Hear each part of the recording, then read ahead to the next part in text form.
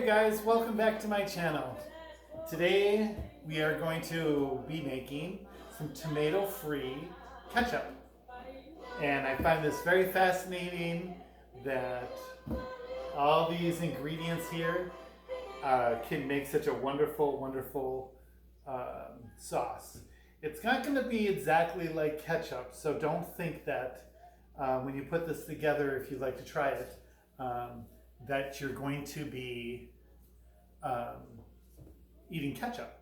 It's a replacement for ketchup. It's similar to it. It's a great sauce to have on your burgers, your whatever you put ketchup on. You know, I did some adjustments to this recipe, to the original recipe, and to make it a little more healthier to different types of eating styles.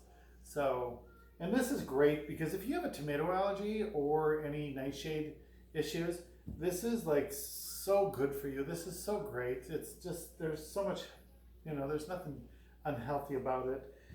So the base of my ingredients, it's going to, and you should have your ingredients ready.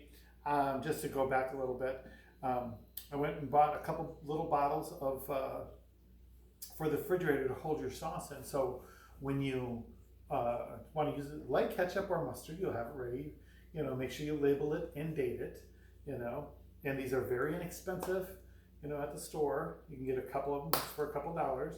And then you can put the rest of it stored in the freezer, even smaller containers, because you want to take out and thaw for what you're going to use it in your little bottles for. So. And these are all natural products that will be going into this particular recipe. So I'm going to start out and have your blender ready, and everything will go really it'll just easy to do. It shouldn't be intimidating. It's not a big, huge production, but it's just healthier, just a healthier choice. So the basis of our recipe today is going to be and I'm going to be putting it right in the blender as I go through this. So it's going to be sliced carrots, a can of sliced carrots. You can make your own carrots, obviously, with raw carrots, cooking them up, and then blending them. This is a 14-ounce can of carrots. Just put in there along with the juice, okay? And I have a 14-ounce can of pears, okay? Drain the juice out. You don't need that extra sugar in there at all, or the sweetener that they use in there. I use the organic as much as I can. And then one can of, a 14-ounce can, I should say, of jellied cranberries. Okay, there's no preservatives,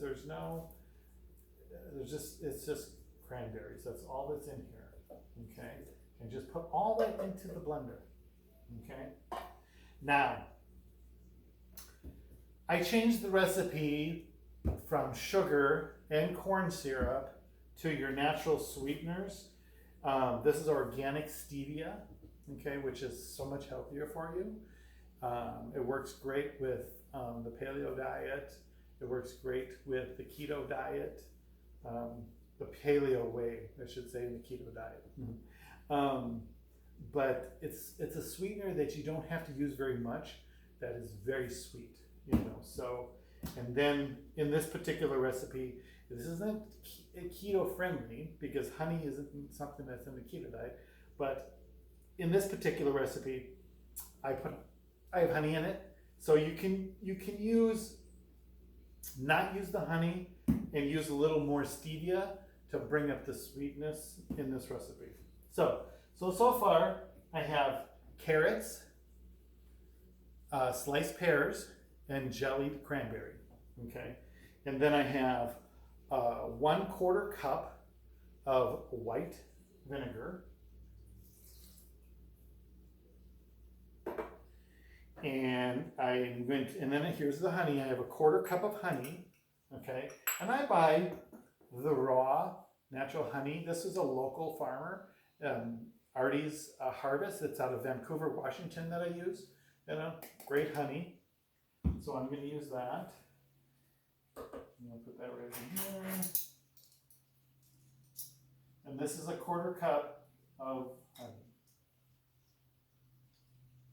And like I said, you can switch it up and not use the honey and use a little more of the stevia, especially if you're doing the keto diet.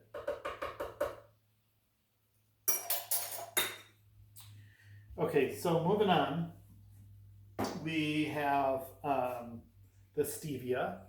So in the stevia, I have 1 teaspoon of stevia, which would equal 1 cup of sugar.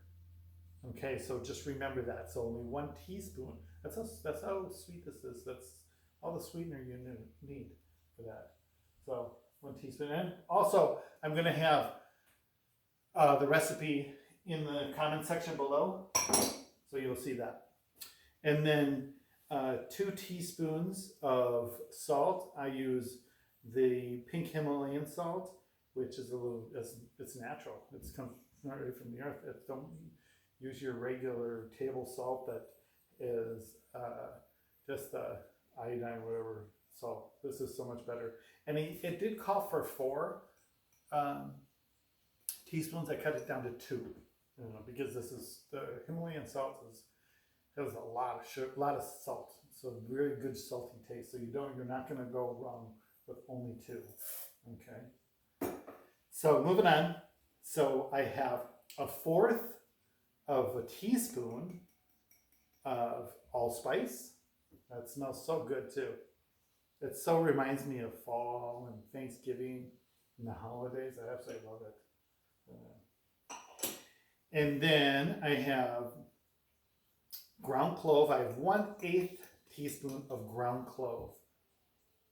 This smells so good, and it gives it such a good flavor, And then I have 2 tablespoons, or sorry, not tablespoons, teaspoons of garlic powder. Okay, it only called for 1 in the original recipe. I adjusted it to 2, just gave it a little more flavor, And I like that onion flavor. You don't taste like an onion, but it just gives that really good flavor when you mix everything together. So 2 teaspoons of onion powder and 1 teaspoon of garlic. Now that goes in there. So that is it for the ingredients. It is very, very, very simple. Okay, and you have your containers ready. Have your blender ready.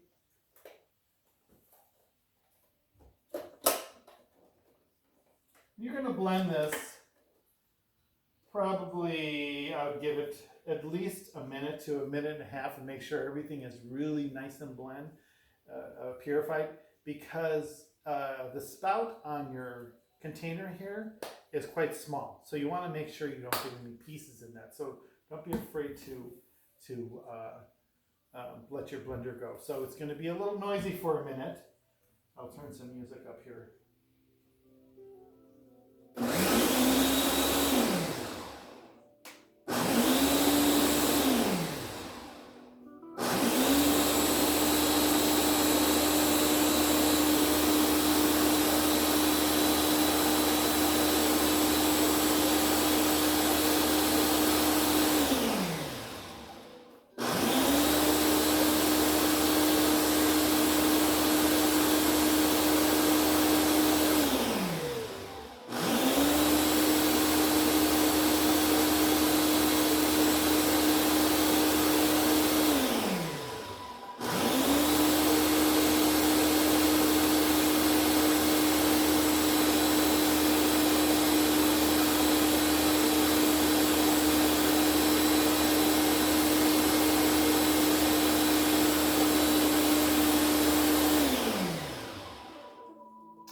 That's all it is.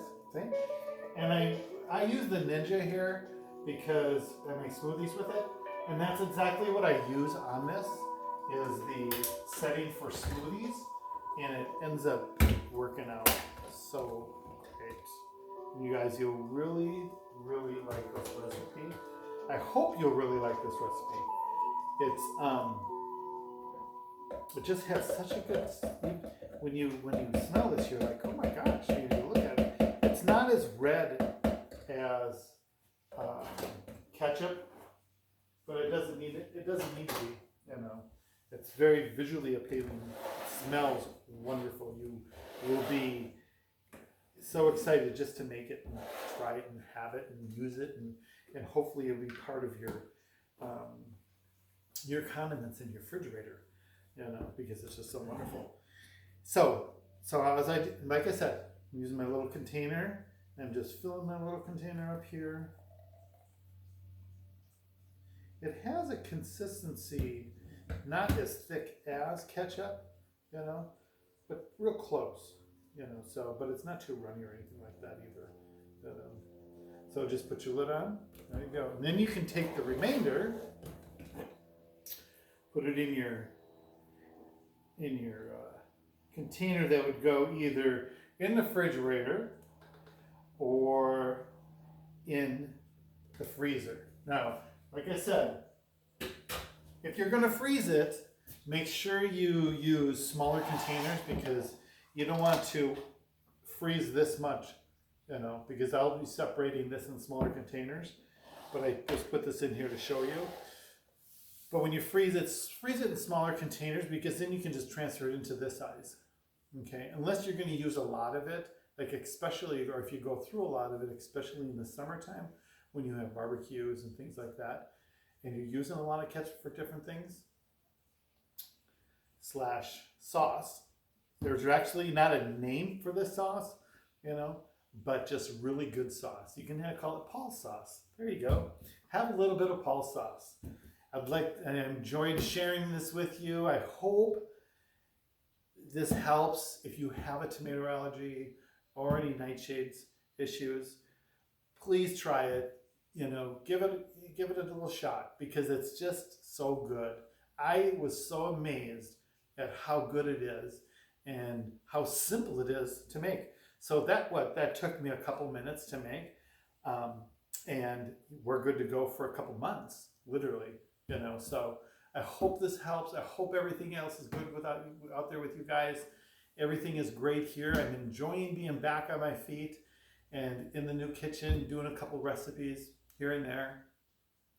I want to give a shout out to my other channel, which is some meditation music.